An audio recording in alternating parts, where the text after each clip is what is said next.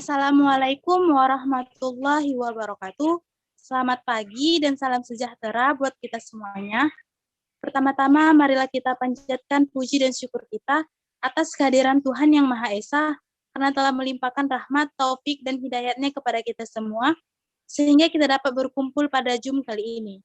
Sebelum kita mulai video pembelajaran, kami mengucapkan terima kasih kepada Bapak Rajo Hasim Lubis, SPD MPD, selaku dosen pembimbing mata kuliah Strategi Belajar Mengajar Fisika. Sebelum kita masuk ke materi, saya akan memperkenalkan anggota dari kelompok 5.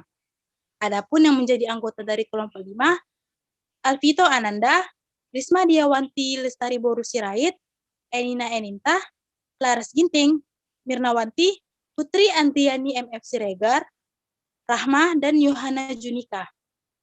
Pada kali ini, kelompok 5 mendapatkan materi yaitu model pembelajaran picture and picture. Sebelum kita masuk kepada video pembelajaran, saya akan menjelaskan sedikit mengenai media pembelajaran. Secara sederhana, media pembelajaran adalah alat-alat bantu yang digunakan untuk menunjang pelaksanaan proses belajar mengajar, mulai dari buku sampai alat elektronik lainnya. Nah, media pembelajaran berfungsi untuk menjelaskan atau memvisualisasikan suatu materi yang sulit dipahami jika hanya menggunakan ucapan verbal. Adapun fungsi dari media pembelajaran, yang pertama, menarik perhatian siswa, yang kedua, memperjelas penyampaian pesan, dan yang ketiga, untuk mencapai tujuan pembelajaran secara efektif. Ternyata model pembelajaran picture and picture adalah salah satu model pembelajaran kooperatif.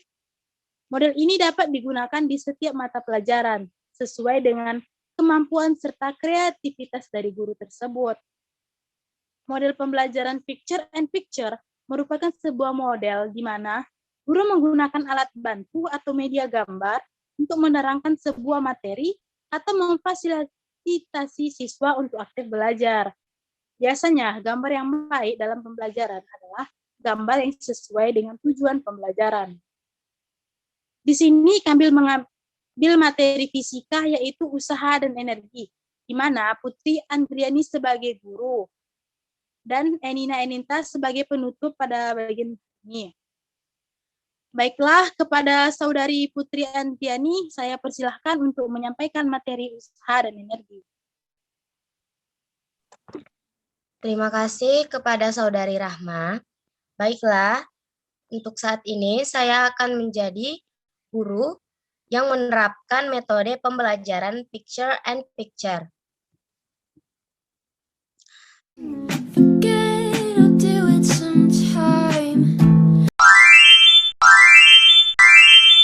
Assalamualaikum warahmatullahi wabarakatuh. Selamat pagi dan salam sejahtera untuk kita semua anak-anak. Saya, Ibu Putri Andriani, akan memulai pembelajaran kita pada siang hari ini. Nah, sebelum kita memulai pelajaran, ada baiknya Ibu absen dulu anak-anak Ibu sekalian ya. Ibu acak aja ya namanya. Baiklah, Yohana Junika Boru Nainggolan. Hadir, Bu. Baik, Rahma. Hadir, Bu. Baik, Risma Diawanti Boru Lestari Sirait. Hadir, Bu. Mirna Wanti Situmorang. Hadir, Bu. Alvito Ananda. Hadir, Bu. Laras. Hadir, Bu. Dan terakhir, Enina. Hadir, Bu. Baiklah, sepertinya anak murid Ibu di sini udah lengkap ya. Ibu mulai saja menjelaskan mengenai usaha dan energi. Anak-anak Ibu bisa lihat di PPT yang sudah Ibu tampilkan. Nah, sebelumnya usaha. Ada yang tahu apa itu usaha? Baiklah, sepertinya nggak ada ya. Nah, Ibu jelaskan poin-poin pentingnya saja. Di sini ada beberapa poin penting ya. Yang pertama, usaha itu menyatakan hubungan antara gaya dan energi. Yang kedua, energi menyatakan kemampuan melakukan usaha. Dan yang ketiga, usaha yang dilakukan oleh gaya konstan pada sebuah benda didefinisikan sebagai perkalian antara komponen gaya sepanjang arah perpindahan dengan besarnya perpindahan. Anak-anak ibu bisa lihat di PPT kita, ada rumus usaha sama dengan F cos theta dikali delta X. Nah, ini masih rumus umumnya ya. Ibu hanya menjelaskan yang umumnya saja dulu. Di sampingnya anak-anak ibu bisa melihat ya, di situ ada kotak, yang mana kotak tersebut membentuk sudut theta. Nah, sudut theta inilah nanti yang akan kita masukkan ke dalam rumus usaha sama dengan F cos theta dikali delta X. Nah, slide selanjutnya, usaha itu tidak memberikan informasi tentang waktu yang diperlukan untuk terjadinya perpindahan dan kecepatan atau percepatan benda. Kemudian ada catatan di situ, usaha adalah nol ketika tidak ada perpindahan dan gaya dan perpindahan saling tegak lurus. Slide selanjutnya. Nah, di sini kita membahas besaran skalar yang ada pada usaha. Dapat anak-anak ibu lihat satuan usaha di situ. Dalam sistem internasional ada joule, kemudian di CGS ada dime, kemudian di USA dan UK ada volt pound. Nah, itu adalah besaran skalar dalam usaha. Kita lanjut slide selanjutnya ya. Di situ, usaha dapat bernilai positif atau negatif. Anak-anak ibu lihat, usaha dapat positif jika gaya dan perpindahan berarah sama.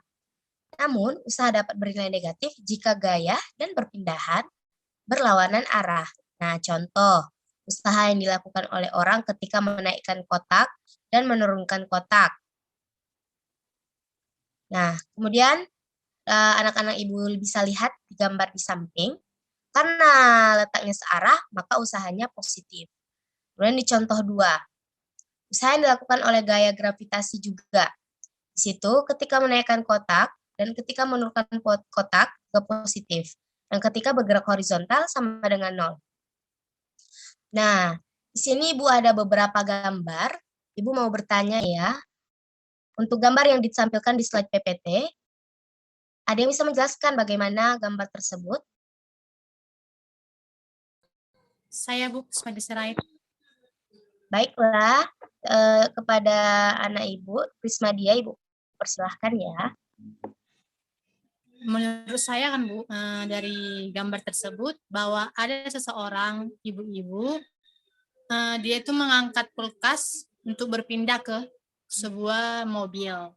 Dan dengan itu dia melakukan usaha atau tenaganya agar kulkas tersebut bisa bergerak. Seperti itu, Bu. Ya, betul sekali yang dikatakan anak Ibu Prismadia, karena dia melakukan usaha. Kenapa? Karena dia ingin memindahkan suatu barang. Nah, usaha itu terbentuk apabila adanya perpindahan. Makanya usaha itu dapat terjadi. Gitu ya. Kemudian slide selanjutnya, ada yang bisa menjelaskan? Bu, saya, Bu. Laras, Bu. Baik, Laras. Ibu persilahkan ya, Nak. Nah, jadi gambar ini kan, Bu, ada sebuah mobil yang dikendarai sama seseorang. Nah, kecepatan awalnya itu adalah 8 meter per sekon min 1. Baru si pengemudi menambahkan kelajuan kecepatannya menjadi 12 meter per sekon min 1, Bu. Nah, jadi di dalam gambar ini itu menunjukkan hubungan antara usaha dan juga energi kinetik, Bu. Jadi di mana apabila sebuah benda yang mengalami perubahan kelajuan ataupun perubahan kecepatan, maka besar usaha yang dilakukan sebesar perubahan energi kinetik yang terjadi, Bu. Jadi usaha yang dilakukannya itu sama dengan perubahan pada energi kinetik, Bu. Demikian, Bu. Baik, Saudari Laras, terima kasih sekali penjelasannya. Penjelasannya sangat bagus ya, anak Ibu. Dalam picture kedua kita ini, itu berhubungan dengan energi kinetik, sesuai dengan Laras bilang tadi, adanya perpindahan sesuai dengan energi kinetiknya ya. Baiklah, untuk slide selanjutnya, di gambar itu? Apakah ada anak ibu yang bisa menjelaskan? Saya, Bu, Mirna. Baik, Nak Mirna, Ibu persilahkan ya. Di gambar kita bisa melihat seseorang yang sedang mengangkat benda. Di situ terlihat dia mengangkat kotak ya, Bu. Terus ketinggian pertama benda tersebut disimbolkan dengan H1. Lalu saat benda diangkat lebih tinggi, maka ketinggian benda berubah menjadi H2. Gambar ini menunjukkan hubungan usaha dengan energi potensial, di mana apabila sebuah benda berada pada ketinggian tertentu dan diangkat hingga ketinggiannya berubah, maka besar usaha yang dilakukan adalah sebesar perubahan energi potensial benda tersebut. Sekian, Bu. Baik, sangat tepat sekali ya, Saudari Mirna. Untuk gambar kita yang ketiga ini berhubungan dengan energi potensial yang sudah sangat sesuai dengan Saudari Mirna jelaskan tadi ya. Baiklah, untuk slide selanjutnya ada yang bisa menjelaskan? Ini 9 dan 10 ya. Saya, Bu. Baik, Ibu persilahkan. Di gambar yang kedua itu dapat kita lihat ada benda yang terjadi perpindahan dari posisi awalnya sampai ke posisi akhir benda yang dengan menggunakan gaya. Di sini perpindahan suatu benda termasuk usaha. Karena pengertian usaha itu sebenarnya adalah gaya yang dilakukan untuk memindahkan benda sejauh perpindahannya. Usaha ketika energi perpindahan dari suatu sistem ke yang lainnya. Pada gambar simbol F ini adalah gaya dan S-nya adalah perpindahan. Baik.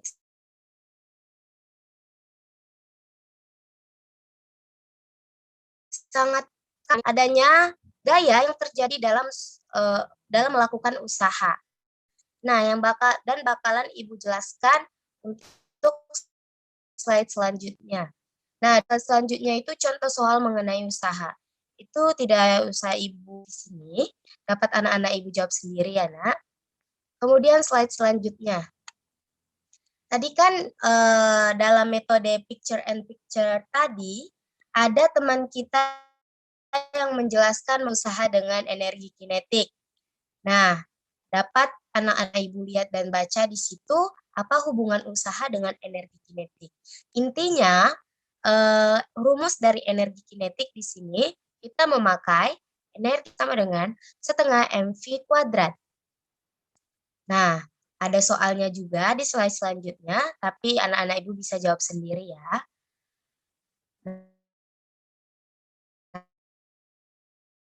Nah, situ bisa baca sendiri dan di situ juga sudah ada rumusnya. Slide selanjutnya tentang energi potensial. Nah, di situ energi potensial diasosiasikan dengan posisi sebuah benda dalam sebuah sistem. Ada beberapa poin. Yang pertama, energi potensial adalah sifat dari sistem, bukan benda. Kemudian yang kedua, sebuah sistem adalah kumpulan dari benda atau partikel yang saling berinteraksi melalui gaya. Kemudian, satuan dari energi potensial itu sama dengan usaha dan energi kinetik. Slide selanjutnya, dapat anak-anak Ibu lihat, itu adalah contoh soal yang berhubungan dengan energi potensial, dan itu bisa anak-anak Ibu jawab ya. Ibu hanya menjelaskan sekilas pengertiannya saja. Selanjutnya, ada energi potensial gravitasi. Nah, maksud dari energi potensial gravitasi yang berkaitan dengan posisi relatif sebuah benda dalam ruang di dekat permukaan bumi. Nah, itu yang dimaksud dengan energi potensial gravitasi. Kemudian hubungan usaha dengan energi potensial gravitasi dapat anak-anak Ibu lihat juga di slide kita ini. Nah, di situ ada hubungan kenapa bisa terbentuk hubungan energi potensial gravitasi dengan usaha. Ibu tidak perlu menjabarkan karena pasti anak sudah paham ya. Nah, slide selanjutnya ada yang namanya kekekalan energi mekanik. Di situ kekekalan secara umum. Ada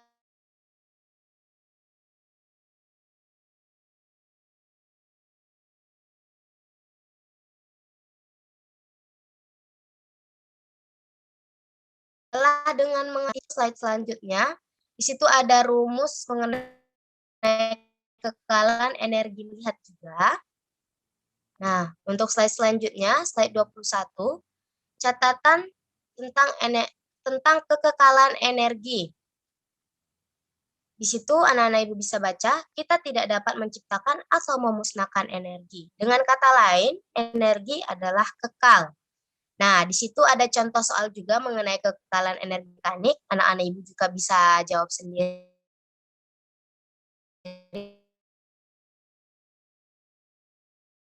ya, atau aliran energi. Di situ anak-anak Ibu lihat rumus daya sama dengan usaha per waktu sama dengan gaya dikali kelajuan ya. Satuan SI dalam penjabarannya kenapa bisa kilogram meter kuadrat sekon pangmin 2. Nah, kemudian slide terakhir juga soal mengenai daya. Jadi pertanyaan Ibu di sini, apakah yang ada yang mau ditanyakan mengenai daya? Ibu persilahkan.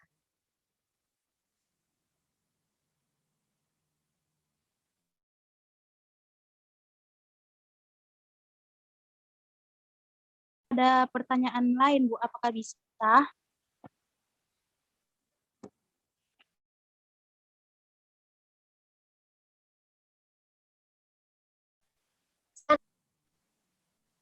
Saya ingin bertanya. Ibu Tadi Ibu bilang kan kita memakai metode picture and picture. Nah, menurut Ibu, dengan Ibu memberikan pembelajaran seperti itu kepada kami, apakah efektif dalam pembelajaran? Oh, pertanyaannya sangat sekali ya. Jawabannya iya anak-anak Ibu. Kenapa? Karena dalam pembuatan seperti gambar dapat menambah kreativitas dan imajinasi seseorang. Seperti yang di sebuah gambar, dan kalian mampu menjelaskannya dengan Ibu. Apakah sudah jelas? Jelas, Bu. Baiklah. Terima kasih atas pembelajaran usaha dan energi pada kali ini. Apabila ada salah-salah kata yang disampaikan, Ibu mohon maaf ya. Sekian, Assalamualaikum warahmatullahi wabarakatuh.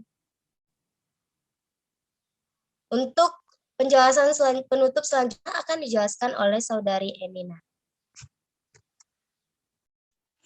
Baiklah, di sini saya akan menjelaskan kesimpulan dari pembelajaran picture and picture. Jadi di sini dapat kita simpulkan dengan menggunakan metode pembelajaran picture and picture dapat melatih kemampuan peserta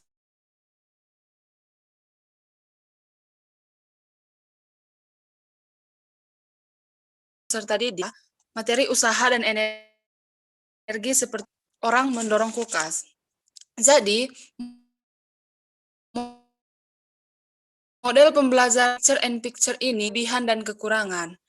Karena dalam setiap model pembelajaran tentunya ada kelebihan dan kekurangan.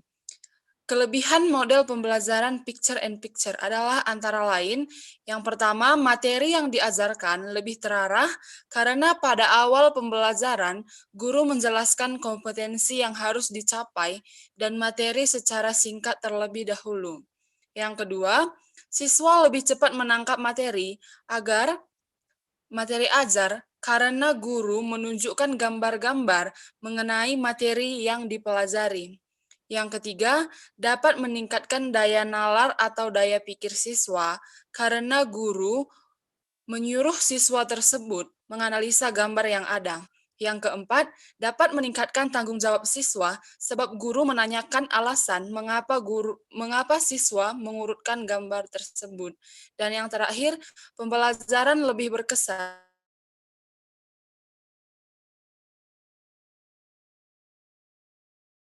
sebab pun kekurangannya adalah sangat sulit untuk menemukan gambar-gambar yang bagus dan berkualitas serta sesuai dengan materi pelajaran.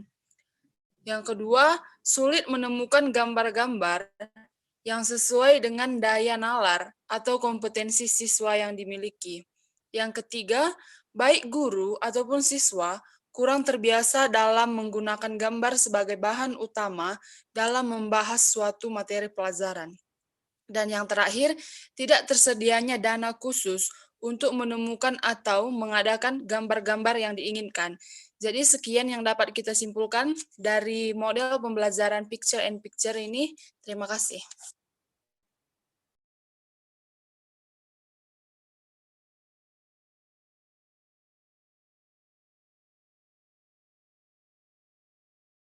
Baiklah, karena saya di sini sebagai moderator, maka dari beberapa video pembelajaran yang telah kita lakukan, saya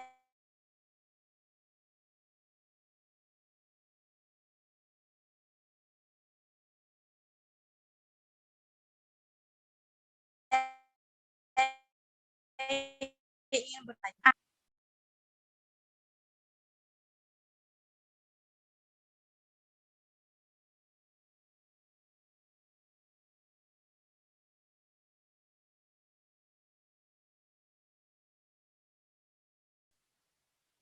Sepertinya semuanya sudah paham ya, atau tidak ada kesan yang dapat disampaikan pada pembelajaran kita hari ini? Apabila memang tidak ada, maka video pembelajaran model pembelajaran kooperatif picture and picture pada hari ini yang telah dipersembahkan oleh kelompok 5 berakhir pada hari ini. Saya perwakilan dari kelompok 5, mohon maaf apabila ada kesalahan dalam ucapanku. Kami akhiri dengan wassalamualaikum warahmatullahi wabarakatuh.